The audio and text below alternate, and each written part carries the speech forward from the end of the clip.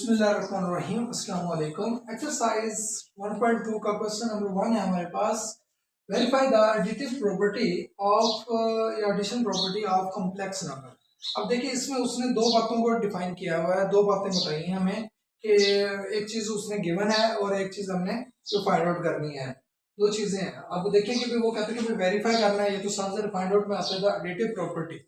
अब दो बातें कौन कौन सी हैं? पहली बात है हमारे पास एडिटिव प्रॉपर्टी और सेकंड वो कहता है कि complex number of complex number.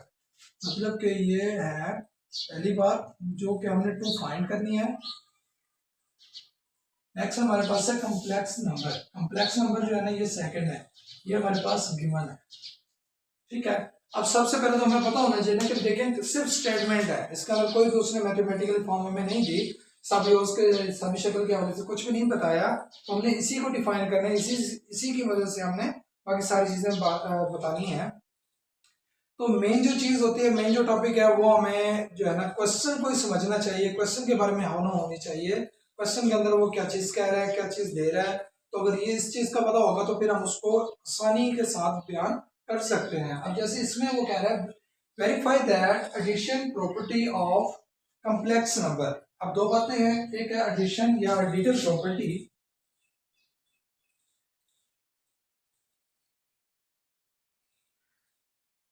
Additive property, दूसरी वो बात कर रहा है कॉम्प्लेक्स नंबर की।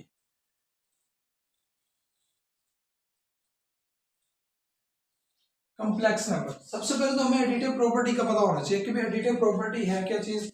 एडिटिव प्रॉपर्टी के अंदर क्या आ जाता है हमारे पास, रियल नंबर की या कॉम्प्लेक्स नंबर के हवाले से कह रहा है, तो कॉम्प्लेक्स नंबर क्या होते हैं? ए प्लस बी आयोटा कॉम्प्लेक्स होगा, सी प्लस डी आयोटा ये भी कॉम्प्लेक्स होगा, ई plus F iota sorry iota, तो ये हमारे पास क्या होगा, कॉम्प्लेक्स होगा। या एक्स प्लस वाई आयोटा ये भी कॉम्प्लेक्स है। इसके अलावा अगर आप कुछ और कंसीडर करना चाहते हैं तो वो भी हमें मतलब इस तरह कंसीडर करना चाहते हैं कि उसमें रियल पार्ट और इमेजिनरी पार्ट बना देंगे, तो ये भी किसको शो करेगा, हमारे पास कॉम्प्लेक्स नंबर को शो करेगा। तो अभी हमने बात की कॉम्प्लेक्स नंबर के हवाले से। अब दोबारा आते हैं जो चीज हमने फाइंड आउट करनी है, एडिटिव प्रॉपर्टी। एडिटिव प्रॉपर्टी होती क्या है? एडिटिव प्रॉपर्टी जब बात करेंगे तो उसके लिए हमारे पास आ जाएगा कि इसके अंदर 5 ऐसे पॉइंट्स हैं जिसको लाई करेगी तो वो एडिटिव प्रॉपर्टी अंडर मतलब अंडर एडिशन हो जाएगी प्रॉपर्टी। तो सबसे पहला जो पॉइंट है हमारे पास है क्लोजर लॉ,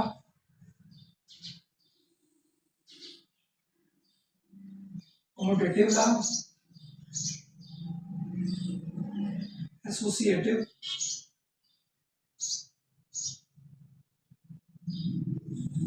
एसोसिएटिव लॉ है। अब एडिशन के हवाले से है तो एडिटिव,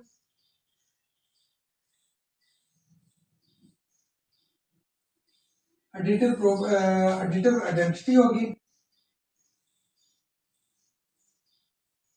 या फिर वो कहते हैं कि भी एडिटिव इनवर्स। ठीक है, अब देखें 1 2 3 4 5 ये 5 चीजें ऐसी होंगी, अगर ये होल्ड करती होंगी तो कॉम्प्लेक्स नंबर जो होगा हमें ये वेरीफाई करवाना है कि भी क्या ये जो कॉम्प्लेक्स नंबर है वो इन 5 प्रॉपर्टीज को लाई करता है या नहीं करता। तो उसके वजह से आप बात करते हैं जैसे ये 1 2 3 4 एंड 5। तो बारी बारी जो है ना इन सबको स्टेप बाय स्टेप हम डिफाइन करेंगे। अब जैसे यहाँ पर है ना हमारा हम कॉम्प्लेक्स नंबर के तौर पर सीक्वेंस में ले लेते हैं A B C D and so on. तो पहले पॉइंट को वेरीफाई करते हैं कि जैसे इसमें वो कह रहा है क्वेश्चन हमारा ऐसे ही बन के आएगा कि verify the additive property of complex number. उसमें आपने क्या करना होगा, सबसे पहले प्रॉपर्टीज को अगर लिखना तो लिख दें, अदरवाइज जैसे आपने सोल्व करना है तो सबसे पहला स्टेप सोल्यूशन में आपने लिख देना है direct complex number additive properties of complex number. उसके अंदर क्या देना है कि क्लोजर लॉ। तो पहले आपने जैसे क्लोजर लॉ को होल्ड करवाना है तो क्लोजर लॉ के हवाले से अगर देखें, पहले इसको हम डिफाइन करने लगे हैं, तो हम क्या कहेंगे कि भाई कोई भी कॉम्प्लेक्स नंबर है, suppose a plus B iota belongs to real number and c plus D iota also belongs to real number. अब हमने दो नंबर लिए हैं, एक ए प्लस बी आयोटा और दूसरा लिया सी प्लस डी आयोटा। या हम इस तरह भी कह सकते हैं कि भाई Z1, इसको हम Z1 का नाम दे देते हैं और इसको Z2 का नाम दे देते हैं। ठीक है, अगर इसको Z2 और Z1 का नाम देंगे तो फिर हम क्या कहेंगे, इसमें Z1 एंड Z2, तो हम क्या देंगे Z1 and Z2 belongs to real number. कि मतलब ये दोनों जो नंबर हैं ये किस में से लाई कर रहे हैं, किस में से बिलोंग कर रहे हैं, रियल नंबर से बिलोंग कर रहे हैं। पहली बात। नेक्स्ट जो हमने इसको डिफाइन करना है, वैसे इसके लिए जो है ना कंडीशन ये भी लगती है, फॉर ऑल का साइन भी होता है। इसका मतलब क्या होता है, फॉर ऑल, इसको हम डिफाइन करते हैं फॉर ऑल के तौर पर।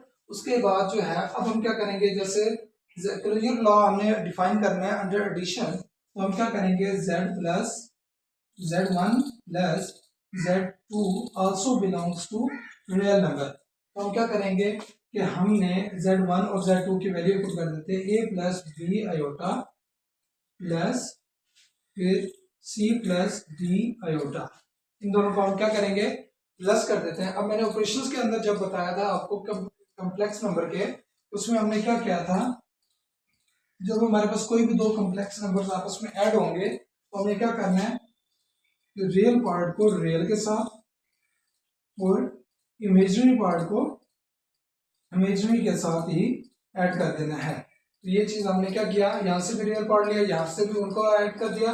उसके बाद जो था दूसरा हमारे पास इमेजिनरी जो था, इमेजिनरी को इमेजिनरी के साथ ऐड कर दिया। तो मतलब कहने का वो कहता है ये जो आंसर होगा इन दोनों को जो जमा किया वो ये आ गया। अब वो कहता है ये जो है ना ये भी रियल नंबर में से ही बिलोंग करेगा। क्वाड्रेटिक लॉ के हवाले से बात कर रहे हैं, तो वो कहते हैं कि भाई अगर Z1 एंड Z2 हो तो हम क्या कहेंगे कि भाई Z1 प्लस, ये कंडीशन भी लिख लेते हैं यहाँ पर,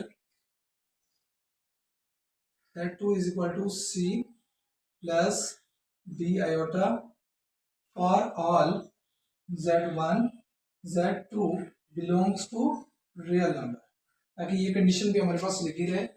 Z1 plus Z2 is equal to Z2 plus Z1।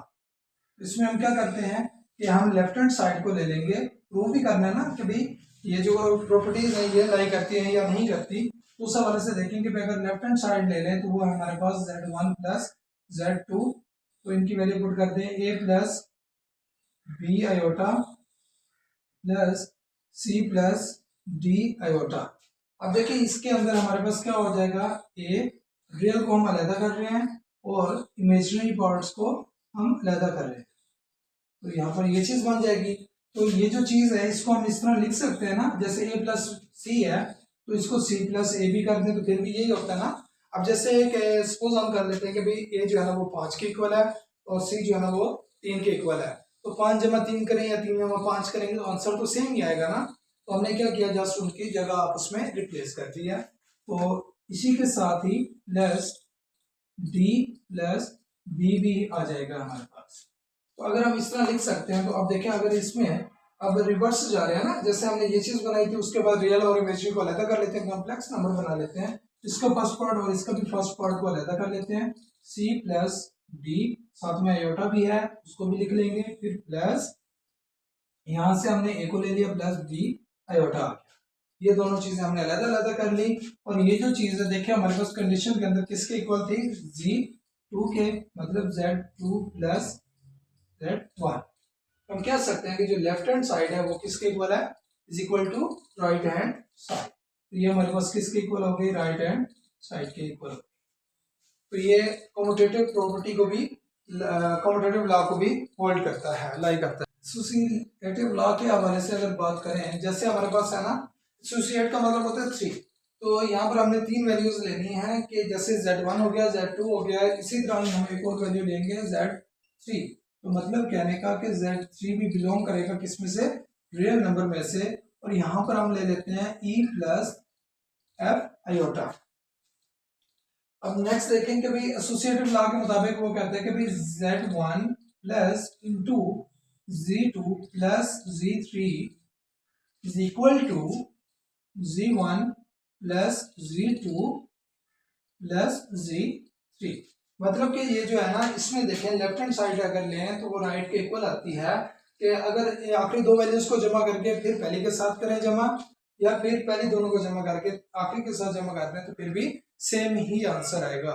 उस हवाले से देखते हैं इसकी लेफ्ट हैंड साइड, और लेफ्ट को लेकर हम राइट की तरफ जाएंगे कि z1 प्लस 2 प्लस 3 इसके इक्वल इनकी वैल्यूज पुट करें तो a plus B iota plus, यहाँ पर आप ले लेते हैं स्क्वायर ब्रैकेट इसलिए ली क्योंकि हमने उसको भी मेंशन करना, तो इन वैल्यूज को मैं स्मॉल ब्रैकेट्स में कन्वर्ट कर दूंगा, सी पुट कर दूंगा plus E plus F iota, तो ये चीज आ जाएगी। अब देखिए इसको एज इट इज रहने देते हैं, ए प्लस बी आयोटा। नेक्स्ट ऐसे ये दोनों हैं, इन दोनों को अगर हम ऐड करते हैं तो हमारे पास क्या हो जाएगा, रियल को रियल के साथ कर देते हैं और इमेजनरी को इमेजनरी पार्ट के साथ कर देंगे, डी प्लस एफ आयोटा, ये चीज आ जाएगी। अब देखिए हमारे पास यहाँ पर रियल और इमेजनरी पार्ट हो गया और एक ये भी सेट है। अब ये हमारे पास दो सेट हो गए, एक ये और एक ये, तो अब इन दोनों को आपस में करेंगे तो इसमें से भी रियल पार्ट रियल के साथ आ जाएगा, ए प्लस सी प्लस ई, एक ये हो जाएगा, फिर plus B plus D plus F साथ में आयोटा।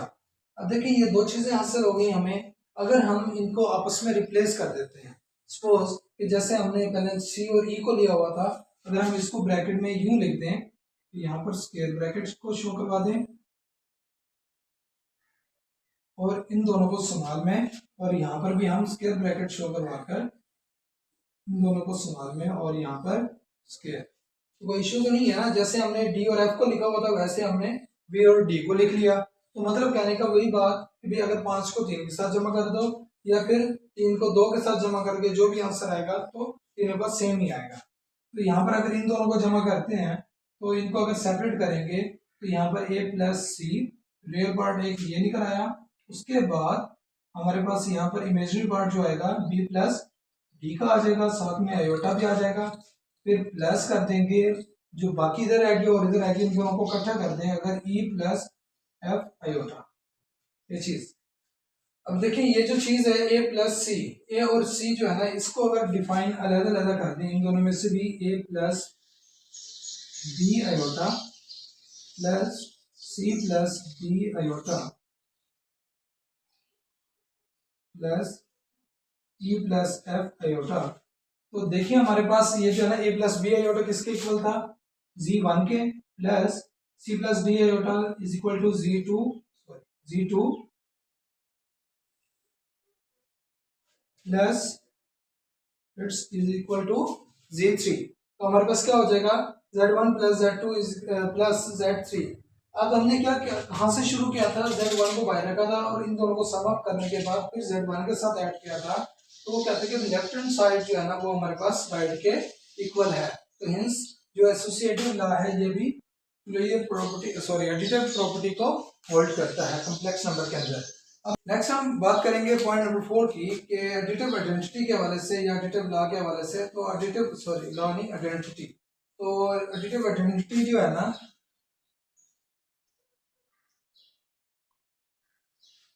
एडिटिव आइडेंटिटी के अंदर क्या होगा, हमारे पास कोई भी एक आइडेंटिटी हमने ऐसी शिनाख्त लेनी है जो इसके साथ ऐड कर दें तो वो इसको चेंज ना करे बल्कि एज इट इज ये जो चीज है ये एज इट इज हमारे पास यही नंबर आए। तो उसके लिए हम क्या करते हैं कि z के अंदर अगर हम 0 को ऐड करते हैं या फिर 0 के अंदर इसी z1 को ऐड करते हैं तो हमारे पास आंसर क्या आएगा, यही z1 ही आएगा। तो इसके लिए हम क्या करते हैं कि हमारे पास है ए प्लस बी आयोटा प्लस 0। अब अगर इसको 0 को ऐड करते हैं ये हमारा इस रियल नंबर के अंदर आ रहा है ना, तो ए प्लस 0 हो जाएगा मतलब ए ही आ जाएगा और बी आयोटा तो as it is B iota ही आ जाएगा। या फिर अगर 0 को फ्रंट पे रख के ऐड कर दें ए प्लस बी आयोटा तो दोनों के रिस्पॉन्स में हमारे पास आंसर क्या आ रहा है, ए प्लस बी आयोटा, तो आंसर सेम आ रहा है। तो इज इक्वल टू ये किसके है, Z1 के। तो मतलब हम कहेंगे कि भी एडिटिव आइडेंटिटी जो है ना वो भी होल्ड करती है। इसका लास्ट पॉइंट है हमारे पास एडिटिव इनवर्स। एडिटिव इनवर्स के हवाले से अगर बात करें,